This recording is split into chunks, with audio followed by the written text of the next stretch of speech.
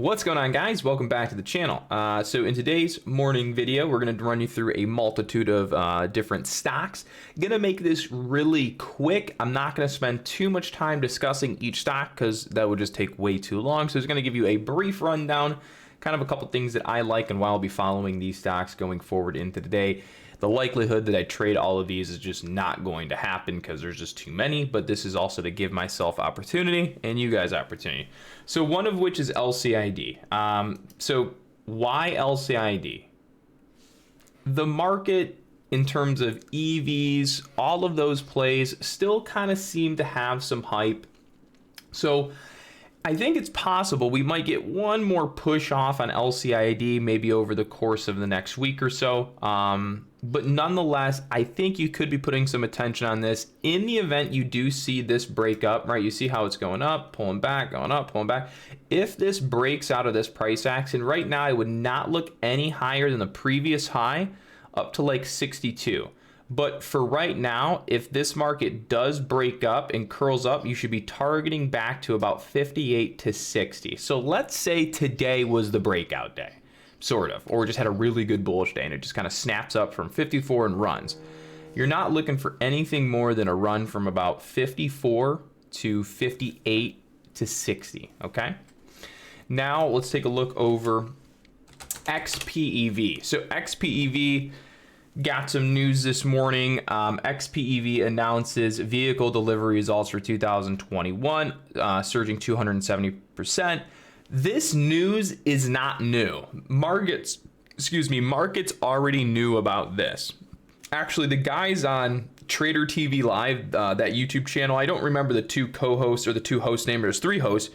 Fantastic channel. I tune into there every once in a while just so I can, listen to other people that speak the same language as me. Because when you love to just look at stock charts, it's not like you can just go pop on the TV and put anything on, people speak your language. So yeah, it's fun to tune into some YouTube channels outside from mine occasionally as well. So anyways, Trader TV Live, I love their live stream. It's a good live stream. Professional quality is through the roof. But anyways, they were even mentioning XPEV crushing their deliveries well before this news hit the market. So, even a couple days ago or whenever that was, like even I heard from them and been reading rumors about deliveries and things like that. So this, to me seems somewhat late. We'll see about that. But nonetheless, last night when I was looking at XPEV, my target was basically 58. So, if I could put it simply, we'll look like a 5-day, 5-minute chart. You see that dotted line? That was on my chart last night and said, okay, well, market will probably go to that line. So if we were to open down at 55, we trade up to 58. Well, we didn't open at 55. The stock market went stupid nuts overnight. And so a lot of things kind of went up. And so overnight, you have XPEV jump up to 58. So the only way you're going to see XPEV perform at this point is A, this dip has to get bought. We need to come back up over 57.40, which is the statistical deviation. Then you target up to 58.50. And if you break 58.50 with confirming volume, then you look up to 61. There was also some unusual call buying for the 60 price. So do note that there has been some unusual options activity, XPEV targeting 60. So again, if this momentum continues on XPEV, which I kind of think it will because everyone's just juiced up to the max on this whole EV car thing. I think they're going to save the planet, which you won't. You're not. Sorry. If you're riding high on a horse right now because you have an electric car, please stop. Please stop. You're minimally saving the planet, okay? Don't be too high on that horse, all right? So the hype is still there. If it breaks out, cool. We might see targets of like $60 XPEV today. Okay. Alrighty. A couple other ones that I definitely think are worth mentioning are like BLNK. All right. So BLNK arguably might be a little early on this recommendation, but you can see we have gone through the big move up. We have then jerked down, then we two-step magooed, then we dropped off again, and we popped up, dropped down, popped up. So we have put in a double bottom. All right, so we have a double bottom in the BLNK market now. Now, if the market on BLNK can obviously cross through some of your resistance around the 40s, then we could start discussing a move to the upside. We arguably might be seeing like a small inverse head and shoulders here, like right there, then down, and kind of back up. So we might be getting one of these over the next couple days that then leads up and or maybe leads lower. So for right now, we could be a little early on some of the BLNK, CHPT, FCEL, things like that. But you know as well as I do, BLNK, FCEL, CHPT, ChargePoint, whatever, they ran, you know, not too long ago. It was like just a couple weeks, not even, it was like 2 weeks ago or whatever. They've been running strong. So first real big correctional dip that those plays have gone through. Wondering if the dip gets gobbled up and we continue running some of those moves higher. So that's pretty much what I would be following, maybe going into the day, next couple weeks or so, is kind of watching this BLNK, CHPT, right? You can kind of see CHPT very strong. I mean, that is a strong trend, dude. Look at that. Up, down, up, down, up, down, buy, dip, dip, dip, dip, rip, rip, rip, pull back, chipper magoo. So we'll see. I definitely think CHPT, all those with the EV market, that Momo that still exists there, definitely some good watchers.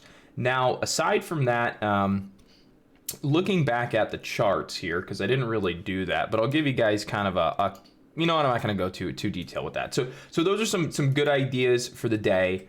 The last ones that we're going to touch on, which I'm going to make very quick, are going to be your travel sector. So right now, you probably want to have your eyes across the board on the travel sectors. Much of them are already making moves that I figured they would make. So with UAL, we could start here. So UAL, you see this big dotted white line down there? That is the long-term statistical weekly level. So remember how the QQQ, one second. Sorry about that. So you remember how the QQQ bounced off this big fat white trend line because that's the long-term statistical weekly mean. So when you go over here to UAL, it's not the same exact level, it's actually a different level, but the big fatted line is a long-term statistical weekly level too. So you can see we came down to that, through that, actually hit a -1 deviation on the daily or the 4 hour, I don't know, I forgot, doesn't really matter. You'll see then we pop back up to the yellow, then we held below the yellow, then we moved back down to the long-term statistical weekly, and then we snapped up and through the half deviation long-term. So that's kind of the, and now you can see we're just below this one. You're like, what in the is going on right now? But long story short, all you got to know is if you break this white, or if you break this yellow, you'll then target up to about 44, 45 on the day. And then of course, if you start getting through the 44.50s, then you're looking at gap fill scenarios and whatever. But for now, we'll just safely say that if you're watching UAL, basically long, you know, up and breaks 43.60s, you should see prices of like 44s, 45s potentially there on UAL. All right, moving over to DAL. So DAL, you know, zooming out here, a lot of different lines on the chart. You're like, what in the actual hell is all that? So let's just, you know, maybe just, where did the other chart go? I don't even know. It's so confusing sometimes, so many charts. So we're gonna go over to UAL here next. All righty, just dandy. All right, let's do that. All right, so if we look at UAL, you're probably like, oh my gosh, so many lines. So I don't want this chart. Where's my chart with no data? I always like, where does that go? What happens to that guy? Ah, there it is. So this is the one I really wanted. Sorry about that. So UAL, now that I've got all the indicators off the chart, it's gonna make it a little easier on your guys' eyes somewhat. So another way of looking, remember, so this is UAL, all right? Wait, we're already looking at UAL? Oh yeah, I wanna go to DAL. See, you know what I'm saying? Too many L's, too many D's, you get the point. Too much research, too many magoos. All right, so when we look at DAL, so this is DAL, the big fat one, that's the long-term weekly. So you see how much volume came in as soon as the market hit that? Is it coincidence? Is it random? Does it make sense? Are you seeing it? Again, that's the long-term statistical weekly, and that's the -2. You see this big fatted dotted white, that's the long-term statistical half deviation on the weekly, but it's not really a half deviation, it's a negative, it would be a -1.5 dev, I think is what that would be. So anyways, yeah, you're probably getting slightly confused. Connor, stop talking, just give them what they want to know. All right, so pretty much all you got to know is, well, we held the -2, we've created a higher low.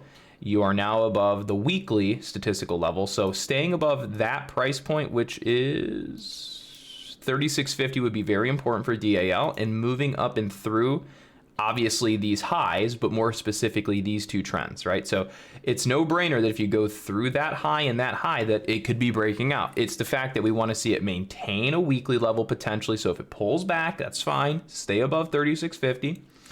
And if we just immediately start going up, we want to see aggressive, strong buying volume going up and through, like this top one, which is like 37, 36, right? We got that strong buying volume going through there. Then it's like, yeah, we're probably going to take out these tops here. And then what do? Then we look up to the price of 38.26 to 38.50, arguably all the way up to 39.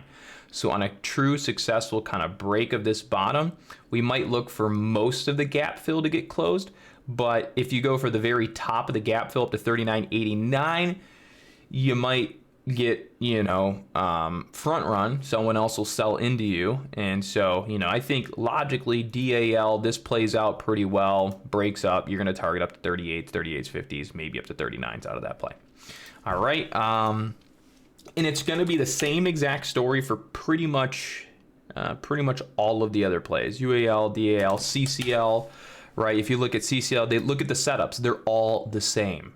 Right? They're not any different. Sometimes the levels are, sorry, the volume's so loud, but sometimes the levels are slightly different. Like you can see, this is the weekly negative 0.5 dev on UAL. If you go to DAL, same pattern, except this one bottomed on the -2 weekly. And if you go look at CCL, which is the cruise lines, not the airlines, you'll see that this one bottomed on the -2 weekly, and it's got a gap. So they're almost the same patterns. And another thing is, like, if you were to go look, if you look at CCL, NCLH, and RCL, which are the main cruise lines, you can kind of get a feel for which ones might be stronger just by looking at the volume. So if you look at like RCL here, you can see that volume spike right there. Look at that volume spike right there to close the day. That's pretty strong. And then like you just get a feel for the chart.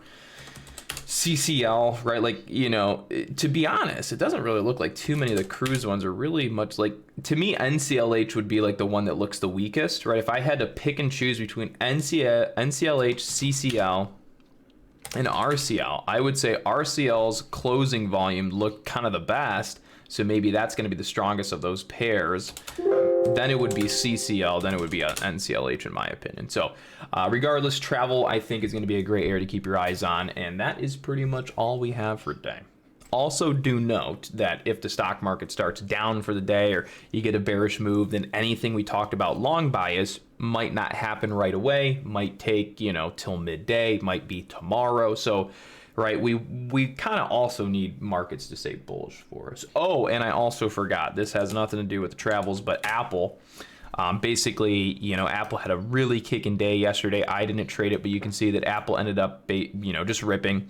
Last night, I had a projected target for 168. This morning, obviously, the market gaps, and so we're at 168. So the stock market went up overnight, stocks went up overnight. So all of those long targets that I was kind of looking at to start on the day today pretty much happened overnight. And that's a very common thing that you're going to see day in and day out. So with that being said, if we're going to be looking for higher on Apple, my max target for the day is going to be 172. If the QQQs run as far as I know they can, which would be a 5-point run up to 404, 405, then a 172 is probably pretty likely if we get a 5-point trending day on the market. Not to mention, consider this for about a half smidger Magoo, right? If you look at the QQQ from yesterday, it doesn't matter what you look at. I mean, you SPY, QQQ, I guess it does matter, but anyways, you can see it just got absolutely McTickle-tack to the downside, smoked, right? So, got yopped down. Next thing you know, you come over here and you look at your friendly little Apple stock, and it's like, oh, that thing went straight up for the day. Stock market tanked to a degree, and Apple went straight up. That's pretty bullish. So even if the Qs of the market doesn't run 5 points, does that mean Apple can still continue to run 5 points? Because A, it did it on a day where the market was going down. So what if today on the market it's just a small little dip and we start to grind up? Is that going to be enough to keep the Momo going? I think so, maybe. So Apple, XPEV, NEO, BLNK, CHBT, LCID, travel, all that good stuff. And you guys should be pretty up to speed for the day. All right, you guys have a good one.